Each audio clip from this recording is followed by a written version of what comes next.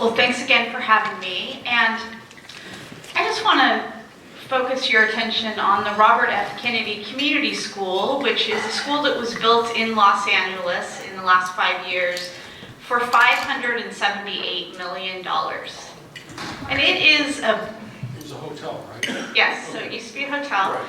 It was the Ambassador Hotel, I believe. Right.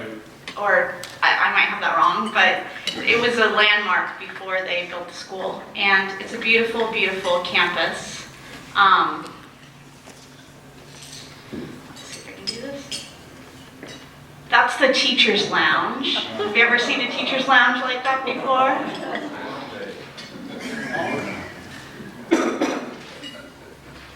That's the theater for the student drama program. Pretty nice. Yeah. And again, some of the most disadvantaged kids in Los Angeles attend this beautiful, beautiful campus that we have spent a lot of resources in Los Angeles. And in fact, 5 schools share the campus. And that is the amount that all of those schools, their academic performance fell between 2012 and 2013, which 2013 was, we took a hiatus in testing in California for 2 years. So in 2014 and in just this spring, we have our first new test data based obviously on the state adopted a Common Core based test and changed all of the standards. But I guess the big point is, unfortunately, academically, having beautiful grounds and, they have a state-of-the-art kitchen at that school that looks like the Food Network. Everything about the philosophy that kids being in a beautiful, positive environment should be learning doesn't appear to be happening in that Los Angeles school. And so just spending money on disadvantaged kids is not a way to bring them up to grade level or to make their performance go higher. And of course, school construction is an extreme example of that, because often districts will spend large amounts of money on facilities and they don't even necessarily use them to benefit the kids in their own school. But the whole reason or the philosophy behind student-based budgeting, it's just a policy tool. It's not a panacea. It's not a silver bullet that will guarantee that student performance will improve, but at least it does bring some market element into the public schools. And that's why when we talk about student-based budgeting, you can budget dollars based on students, like Pell Grants, the federal government does that for higher education, without actually offering school choice. Now, obviously in higher education, there's no mandate that you have to go to your residentially assigned college with your federal subsidy for higher education. And in many places in K-12, even where they have brought budgeting more related to the student, they haven't necessarily embraced school choice. So when we talk about student-based budgeting at the Georgia Public Policy Foundation, I believe I can speak for them, and at the Reason Foundation, we are talking about a full package of school choice where the money follows the child in the backpack actually means that the students can pick between schools. We are talking about autonomy where the local leaders at the school actually do have control over the budget. And we're talking about a full package of empowerment for students and for local leaders and for teachers and for principals.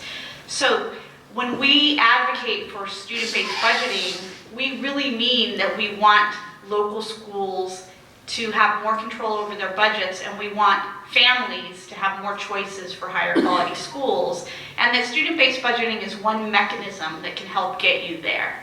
And that's why we look at this. And so today what I'd like to talk about is, first, why does the traditional funding system, is it unfair to students and schools? And then second, what have been some of the outcomes across the nation in terms of how student-based budgeting helps with both market reform for education and improving outcomes for kids? And so that's what I'm going to focus on.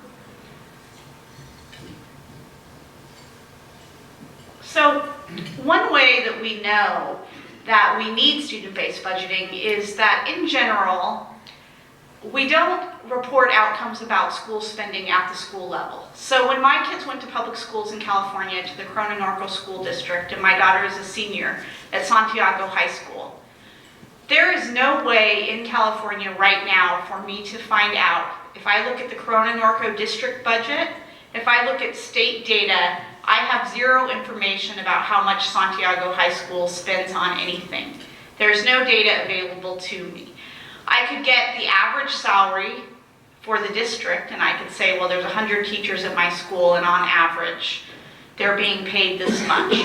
But to actually know the amount of money at the school level, I wouldn't know that. So there's no way to know if my school gets more or less money than Centennial High School, where my son graduated from 2 years ago, that's down the block from Santiago, on the same street actually, Centennial and Santiago in Corona.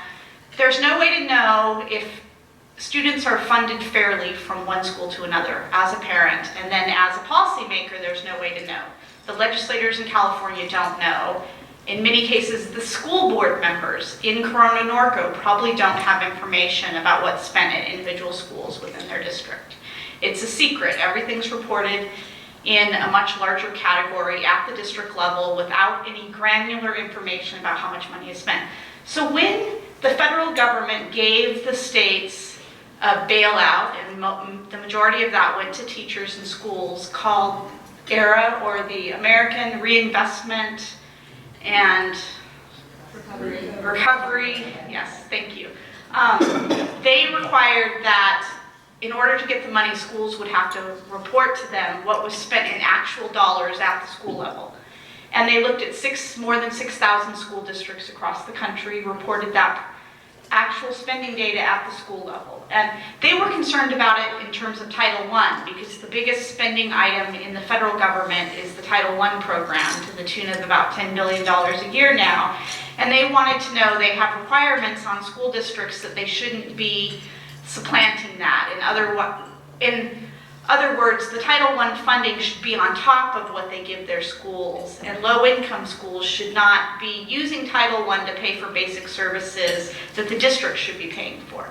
And so what they found is that when they looked at actual dollars and not positions or average salaries, that in fact Title I schools got less money from their districts than other schools in a large number of school districts. So among districts with at least one Title I school, 47% of the Title I districts had lower personnel expenditures per pupil at their Title I elementary schools. Similarly, 63% of districts with 2 or more elementary schools, blah, blah, blah.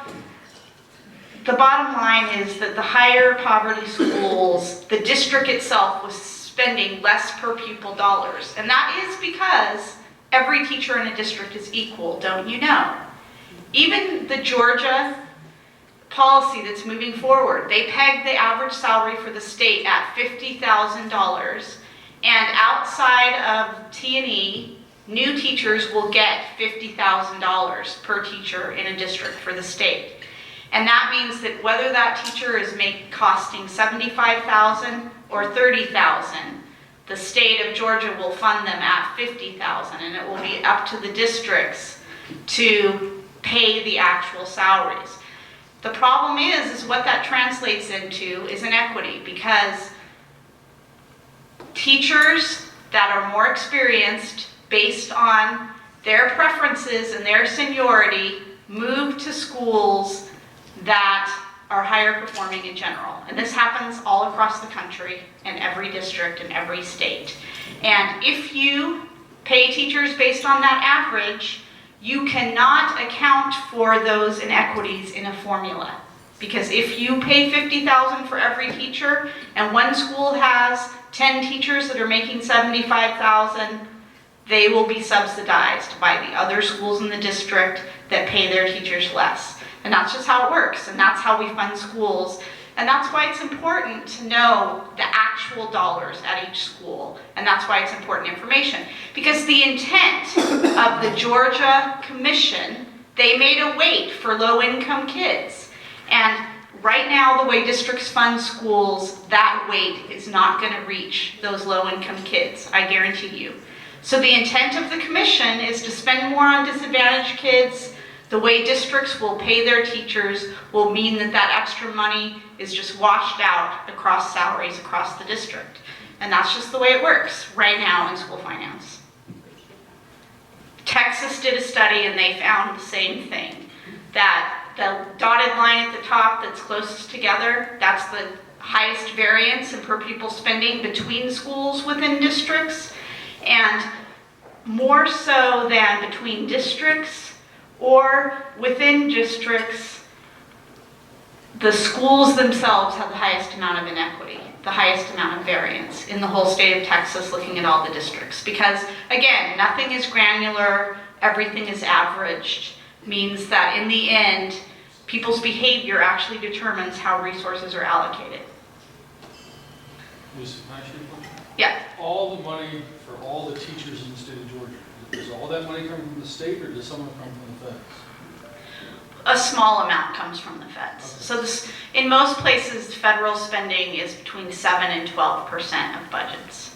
So Title I, you may have specific Title I teachers that are funded with Title I, but the majority of the local funding is either the local part that's been made up by property tax and then the state backfill of that.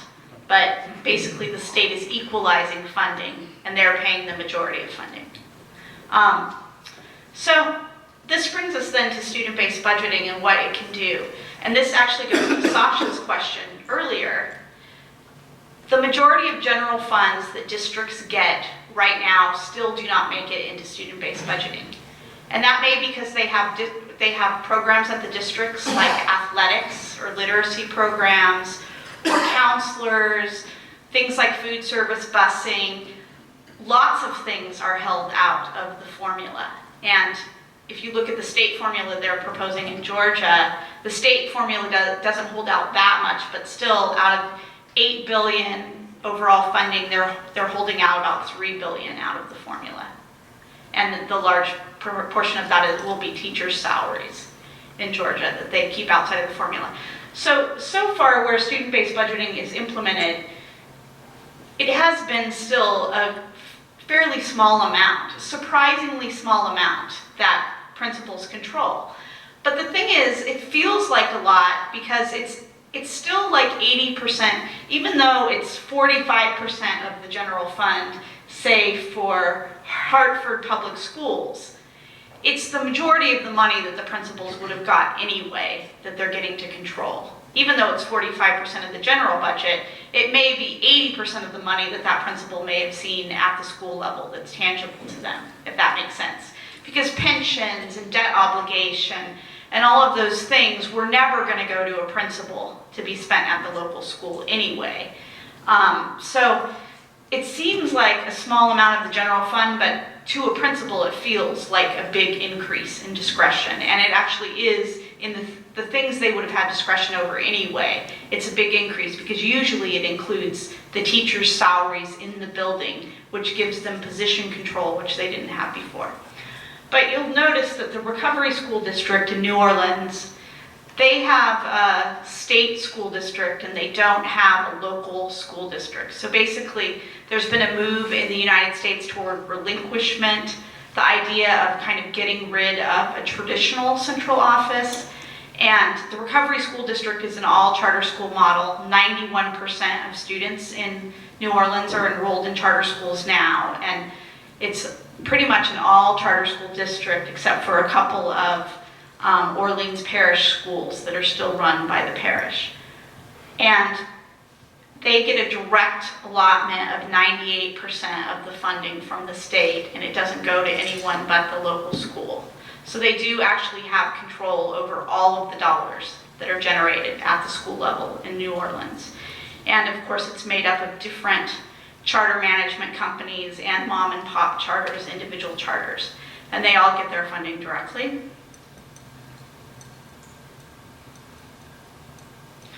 And again, we'll skip over that. So New Orleans has been in the news a lot for doing really well. And there was a study that came out this year from Tulane University, and they more robustly looked at the data than just anecdotal data, which is what most of the other data is, and they found that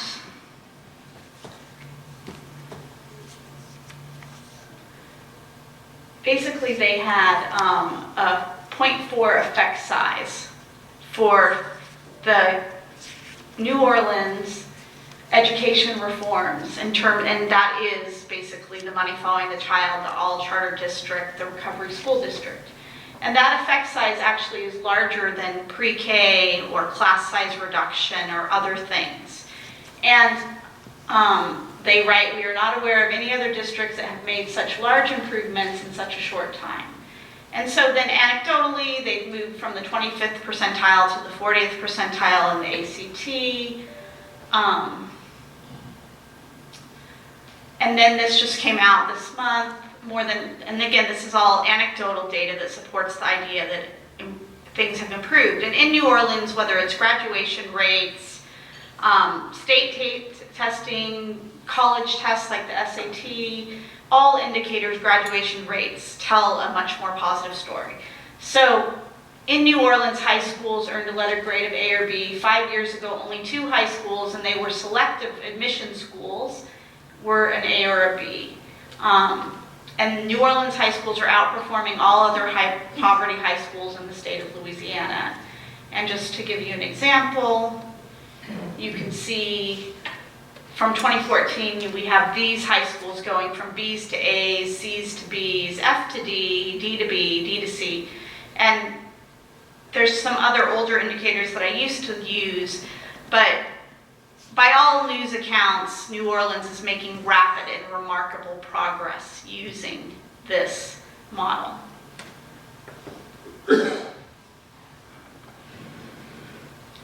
And then I'll just use another example of Cleveland because it's a very personal example for me. In 2010, we did Reason TV. One of the first big things that we did with Reason TV was called Reason Saves Cleveland. And we did 10 video documentaries about how to save Cleveland. And one of them was called Fix the Schools.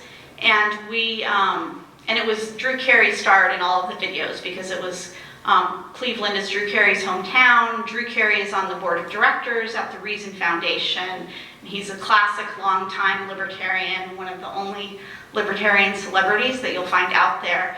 And then he actually went and testified before the city council and had individual meetings with the mayor and with the superintendent of schools in Cleveland advocating for student-based budgeting and that the money should follow the kids in Cleveland. And then the mayor actually came up with a plan, and now actually the administration in the Cleveland schools that is implementing it are not the original people that we talked to, but since 2010, lo and behold, in 2015, for 2 years, Cleveland has been using student-based budgeting. And so it's gratifying in the sense that the National Assessment of Education Progress, which is called the Nation's Report Card, and it's one of the consistent tests of student performance since the 1960s in the United States. And Cleveland was the only city out of this 20 urban district study that made progress in all 4 areas, which the National Assessment of Education Progress tests 4th and 8th grade reading and 4th and 8th grade math for student improvement. And Michael Casserly said about it, it was uniformly larger and better than any other school district in the country, and the council represents 68 large urban districts. But again, Cleveland, the one cautionary tale about student-based budgeting and school improvement is the districts that implement it tend to be large urban districts that score very low. And if you know anything about statistics, it's very easy to go from the bottom and make large gains in the beginning. And the key question for all of this, and for New Orleans, for example, is it sustainable, and over the long term, will you still be able to make improvements?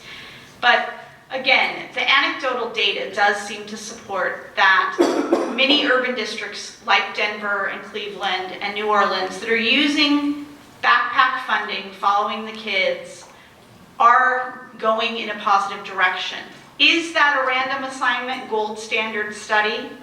No. So we did a study at the Reason Foundation, which also wasn't a random assignment gold standard study, but it was a study, and we used, I'm going to skip over that.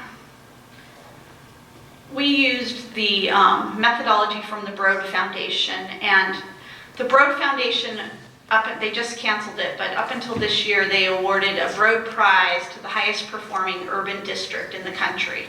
And they look at about 100 districts every year, and they have a metric that makes them comparable.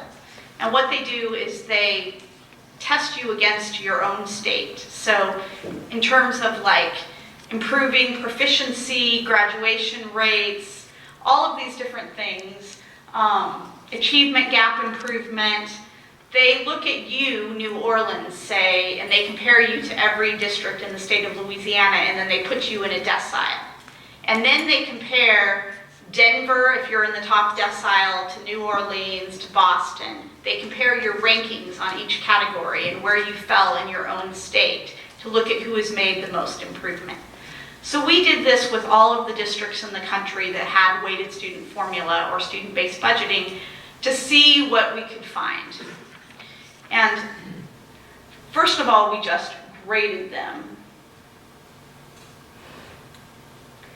And we found that the Houston Independent School District in our study got an A+, and guess which district won the Broad Prize that year?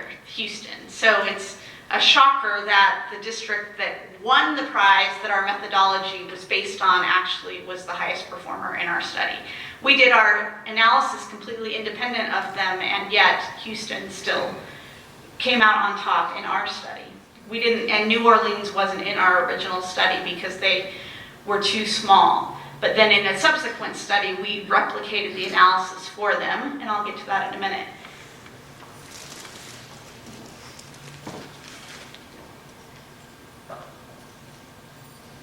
There's a few there that need to be closed. Yes, absolutely. And what we found is that the amount of money, so that slide that I showed you earlier where some districts had 20% and some districts had 40%, the amount of money really does matter. And we found some correlation between, this is just one example, positive indicators like closing the achievement gap.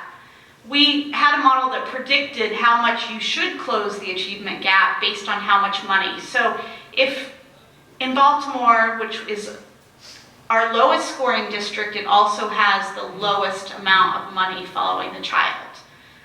Minneapolis, which has over 60% of the money following the child, actually did better, both on the predicted, obviously, and the actual percent of gaps that were closed. So we found as the district actually gave more money and more choice to principals, in general, obviously it's not a perfect line or a perfect trend, schools' performance did better.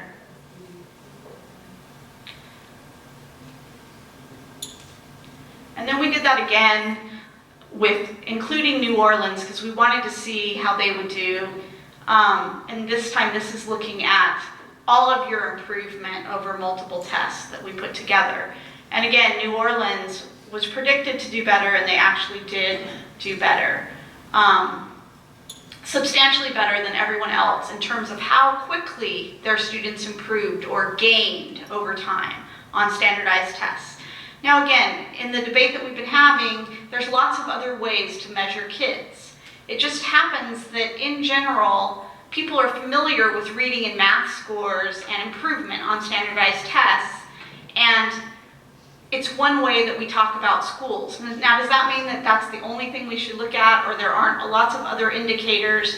And there is a huge debate in the school choice movement over whether parent accountability should be what drives school choice. And I think that's very important, that we don't want to just rely on test scores. But the fact is we're spending $700 billion, and these are public school districts, and so we want to ask the question about their performance. That doesn't mean theoretically that that's the model that we're all behind. That just happens to be one way to get data under the constraints that we have. Is there any way to tell where that money, if it's following the kid in the backpack, where it's getting spent, and maybe making a connection to schools that have a tendency to spend the backpack money on X? Is what correlates in some way to the performance that you expect, or is it not? So, I mean, I think theoretically that you could do that.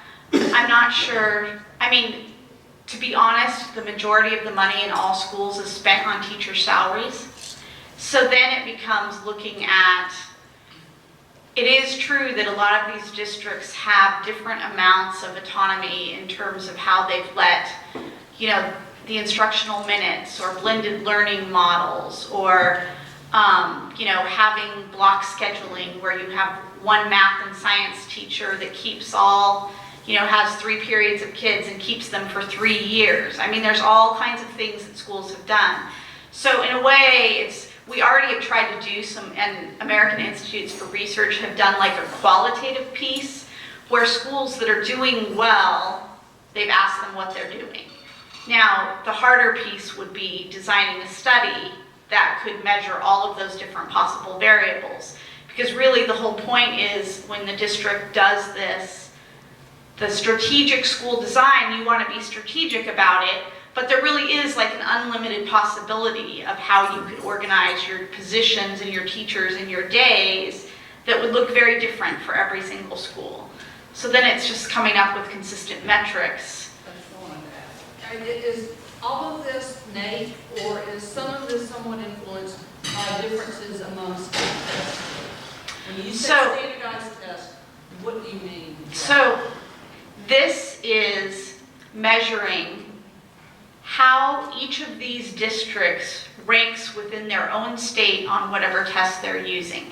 So if New Orleans is in the 10th, the highest, fastest improving decile in Louisiana, and Baltimore is in the 3rd, the lowest, one of the lowest scoring deciles for student improvement in the state of Maryland.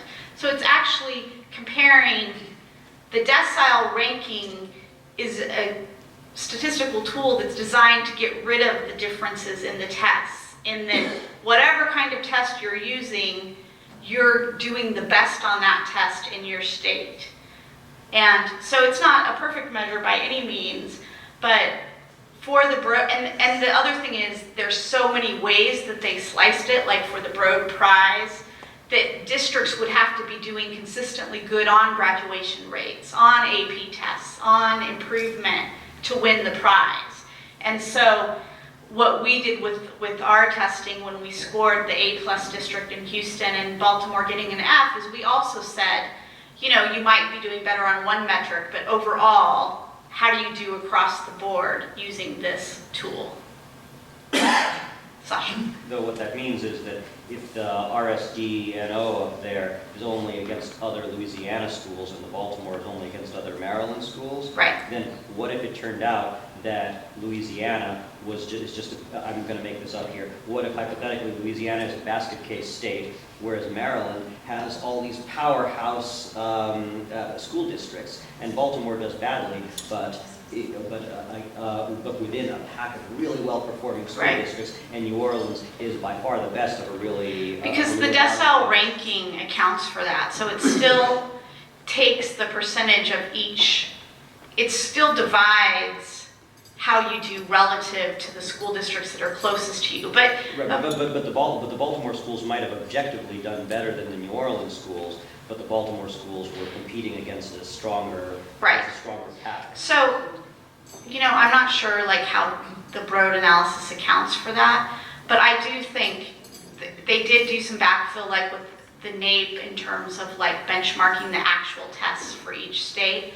So, but I get what your point. If every school district in the RSD is bad and every school district in Baltimore, that could account for some of it.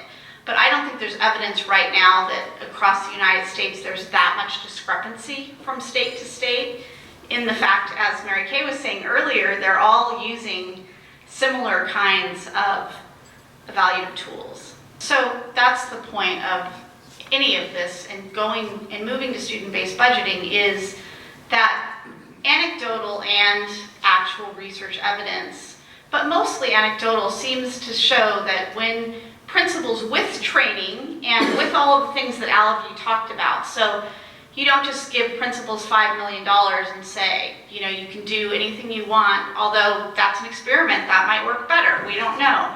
But, you know, right now, and we have these other, and again, this is one, so going kind of above this meta, the point of this was to talk about student-based budgeting because Georgia is considering moving to student-based budgeting. So we're talking about student-based budgeting. But that doesn't mean that at Georgia Public Policy Foundation or at the Reason Foundation, there might not be like much more robust models of school choice. Obviously, if we have a continuum of school choice, where over here we have Marshall Fritz and the complete separation of school and state, who believed that you should either private pay or homeschool your children, and you should have no entanglement.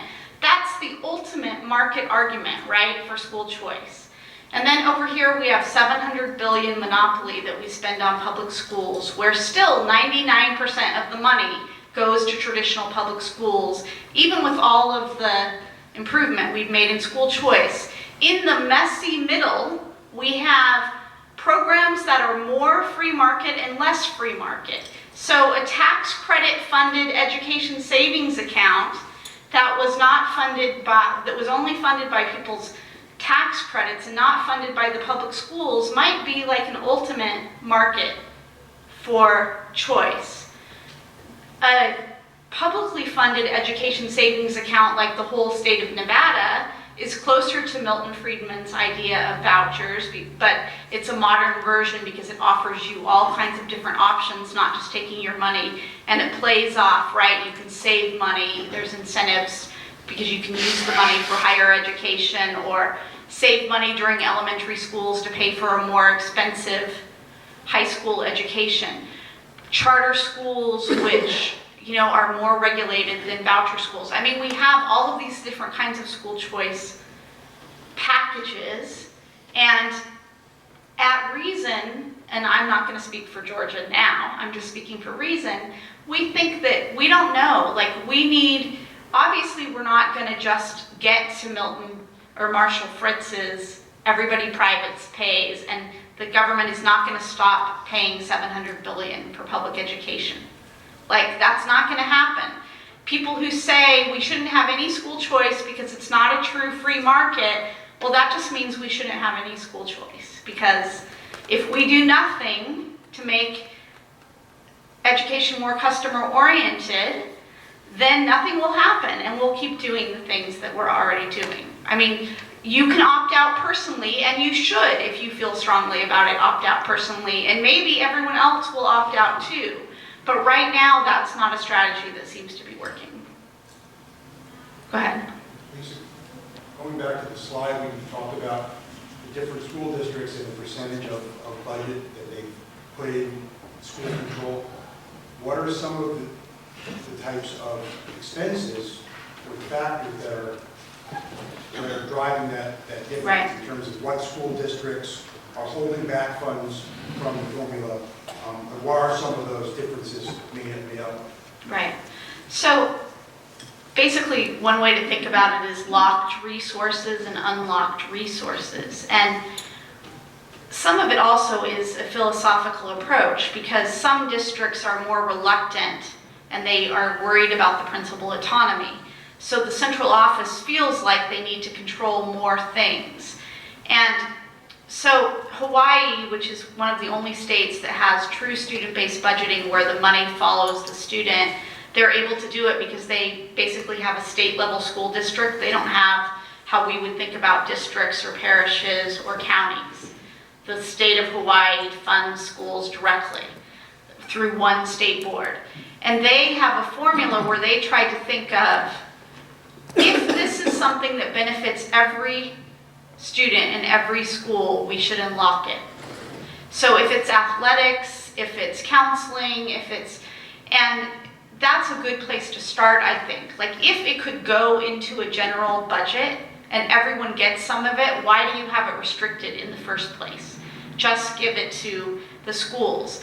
But typically, your traditionally locked categories tend to be food service, transportation, central office expenses. And then you get into initiatives that districts think are important. So they might have an athletic program for the whole district, or a literary program that somebody has an office where they've made curriculum decisions about this special program. And then it's harder to get them to give up those special things that they did historically to put them into the formula. Whereas the money that supports teachers' salaries generally, that's already going to schools, is usually what they start with for the formula. So in a way, Georgia is kind of opposite of everyone else, because they're holding out the teachers' salaries as a separate category instead of putting that in the base amount of funding or a large portion of the teachers' salaries, which in districts or other states, that's usually what they start with. Everyone has teachers. We spend this much on teachers, we can put it into a formula. But again, it's very idiosyncratic. Like, one district may completely devolve all special education and have, money follow the child up to like the most severe case, and that child might take $30,000 with them to the school that they enroll in. Whereas another district may keep special education. No, we can't have people at the school level making decisions about special education dollars. And so it really is very, very district by district, except for that they do tend to lock things that are more, if there's like a buying power issue for transportation, they wouldn't necessarily give the schools funds to do their own transportation or something like that. Let's take the last question. Go ahead. I was just going to make the point that within like the last 2 days, there was a Brookings AEI paper that came out. And it says, if you read like page 72 of the 88-page report, that it envisions using SBB to have public choice within school districts, and all school districts will be forced to move to socioeconomic integration, which I'm not shocked because I had seen that as where civil rights offices are going, but I think a lot of parents who like the idea of SBB would be really shocked with that language. The problem is though,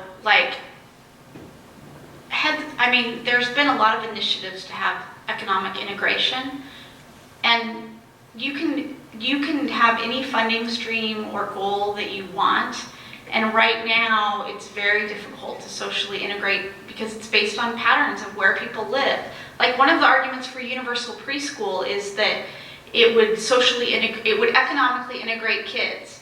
But what happens when the kids in Compton go to preschool in Compton? At some point, the schools, even if they're, that is an aspirational goal at best, I would just say. Now, I personally think that there's evidence that where economic integration has happened naturally, it's been good for schools. But there's no way that student-based budgeting, which is based on parent choice, is going to be able to economically integrate something if the parents enroll their kids in a school for a particular reason. And so with the charter school movement, we've seen some economically integrated schools, but what we've really seen is high-quality schools for groups of kids that have been poor served by their communities. They haven't necessarily been able to economically integrate. Again, I think a lot of these things that we worry about, parents will, if they have the backpack, they're going to choose schools for a lot of reasons. And for some parents, economically integrated schools are desirable. If they're not, they're going to choose a school for a different reason. So,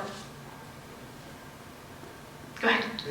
We were having a big discussion over lunch about some of this, and I guess Mary Kay's point about lack of parent involvement or what have you in this. My understanding, we were talking about this, is that these decisions, we're talking about a resource allocation tool, right? Right. Funding policy, that's one thing. But what we're talking about is the money you're getting, how are you going to allocate that money, and what's the best way to do it?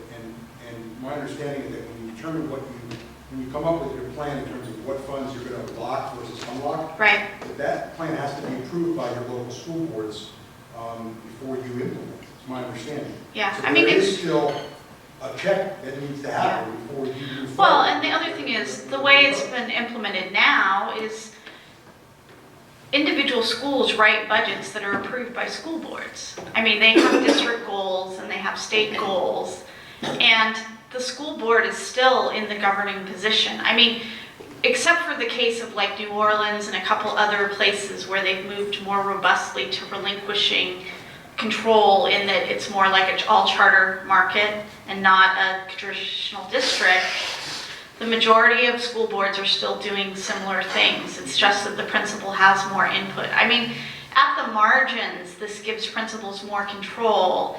It's not extremely radical in the world of school reform in terms of a radical change.